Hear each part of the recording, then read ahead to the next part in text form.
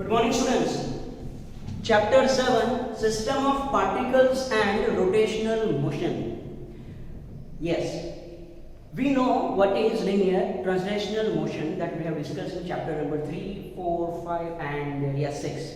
It is chapter number 7 and yes, it is rotational motion. We have discussed some analog between translational motion and rotational motion.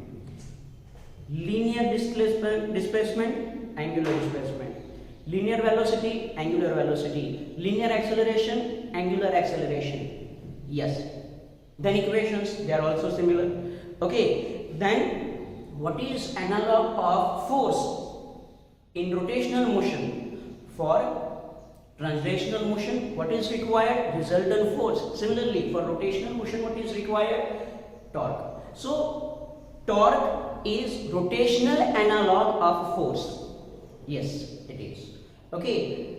Linear momentum, that is P. Angular momentum, it is L. So yes, it is its analog.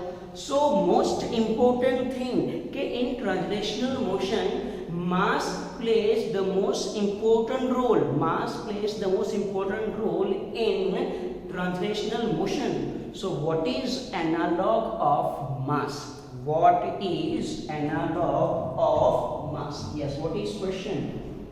What is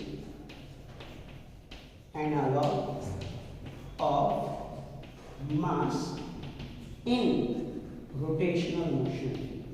In rotational motion. Okay, so to find what is analog of mass in rotational motion, we are taking one example. Okay, for example, it is rigid body which is rotating about this axis. It is rotating about this axis in this direction. Okay, I am taking different particles. Like this first particle having mass m1 and distance from this axis is r1.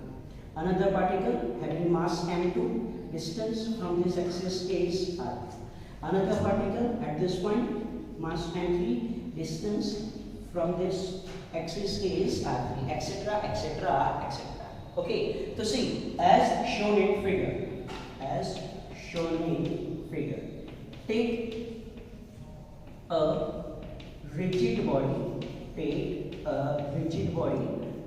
rotating about given axis,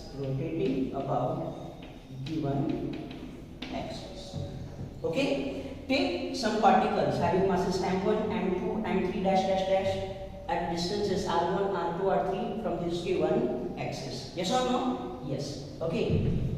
Take particles with their masses and distances as shown in figure. Yes, you have to remember 2 points, and that is, okay, for rigid body, angular velocity of each and every particle is same. For rigid body, angular velocity is same for all particles. While its linear velocity, how to write its linear velocity? Why its linear velocity? V is equal to, it is omega. It depends on distance. Okay, for example, it is axis of rotation. One particle is a distance r, another particle is distance r2, another particle is distance r3. So if distances are different, velocity is also different. Clear about this? So yes, these 2 points, most important points that you have to remember. Okay, now if I want to find what is total kinetic energy, of this system, then how to find total kinetic energy? See, total kinetic energy of system of particles. Total kinetic energy of system of particles. How to find this kinetic energy? Yes, we know equation of kinetic energy. Kinetic energy K is equal to it is. Yes, kinetic energy K is equal to it is. See, this rigid body is made up of number of particles. So see, simple. Total kinetic energy of system of particles is equal to kinetic energy of first particle plus kinetic energy of second particle plus kinetic energy of third particle plus kinetic energy of fourth particle. Simple. See how to write. It is half m1 v1 square plus half m2 v2 square plus half m3 v3 square plus this to plus so on. Simple. Yes or no? Yes it is. So therefore K is equal to it is half m1. Now see here carefully. V is equal to omega r. Omega angular velocity and r is distance from axis. R is distance from axis. So how to write this V1? I can write this V1 as r1 square omega square plus half m2 r2 square omega square plus half m3 r3 square omega square. Clear? Because omega, that is angular velocity, it is the same for each and every particle. Okay, so therefore K is equal to, how to write? How to write? See, here it is. I can write it is half omega square common. Then in bracket it is m1 r1 square plus m2 r2 square plus m3 r3 square plus this to plus so on. Okay, so therefore K is equal to it is half omega square. I can write this as sigma I is equal to 1 to n if we have n particles. Okay, then I can write this as mi ri square. Mi ri square. See, it is equal, K is equal to half omega square sigma I is equal to 1 to n mi ri square. If you put I is equal to 1, it is m1 r1 square. If you put I is equal to 2, m2 r2 square as it is. Clear about this? Okay, so from this equation, how to make analog between translational motion and rotational motion? See, I can rearrange this equation like this. Therefore, K is equal to half sigma I is equal to 1 to n mi ri square omega square. Okay, now remember equation of kinetic energy, equation of kinetic energy for translational motion, Okay, what is equation? Yes, K is equal to it is half m v square. It is half m v square. Now see, compare this to equation. Kinetic energy for translational motion K, kinetic energy for rotational motion, yes or no? Yes. Is equal to half omega angular velocity, v linear velocity, it's square. So yes, m is mass. Then this whole term is analog of mass in rotational motion. Yes, this whole term is analog of mass in rotational motion. Clear about this? And this whole term is called moment of inertia about a given axis. This whole term is called, here sigma I is equal to 1 to n mi ri square is analog of mass in rotational motion. Clear about this? Okay, and now this whole term is named moment of inertia. This whole term is named as moment of inertia. So what is moment of inertia? See again, here about given axis, sigma I is equal to 1 to n mi ri square is called moment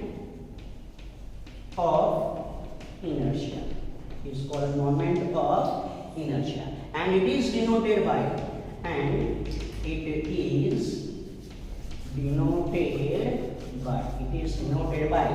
I is equal to sigma I is equal to 1 to n mi ri square. Simple.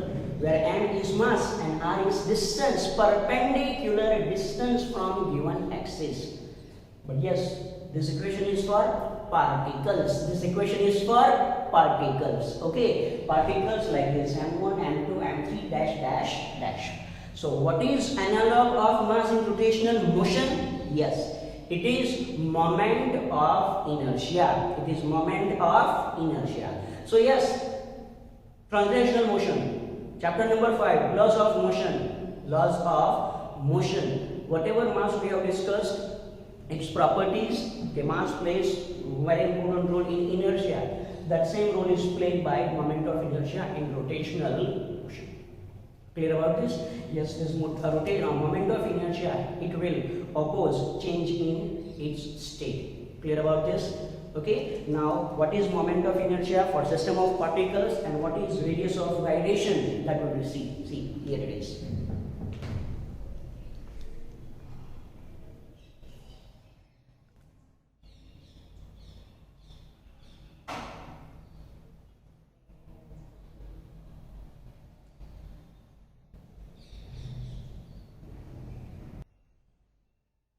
Okay, so yes, now we know that analog of mass in rotational motion is moment of inertia. So now we will see what is moment of inertia in detail. Again, if it is rigid body, axis of rotation, about this axis object is rotating.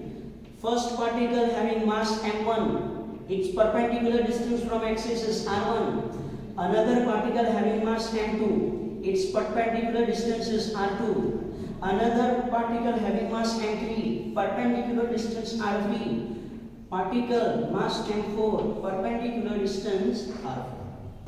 Okay, so yes, as shown in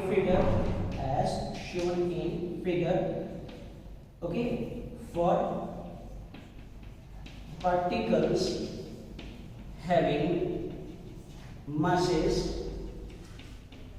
m1,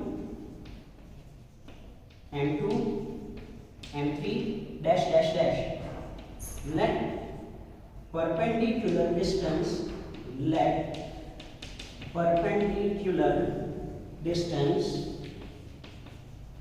from axis is r1, r2, r3 dash dash dash. Okay, then moment of inertia,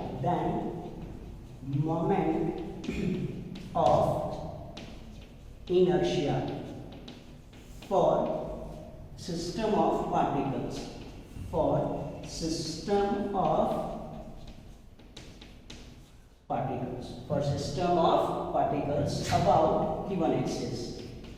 about given axis, I is equal to m1 r1 square plus m2 r2 square plus m3 r3 square plus s2 plus so on.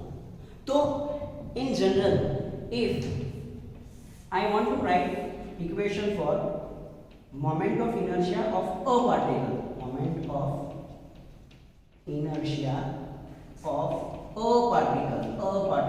okay, then that moment of inertia I can say it is I is equal to mr square. For one particle, yes, here it is system of particles, but for one particle it is I is equal to mr square. M mass and r is perpendicular distance. So what is its unit? Yes, its unit is kg, r means it is meter square.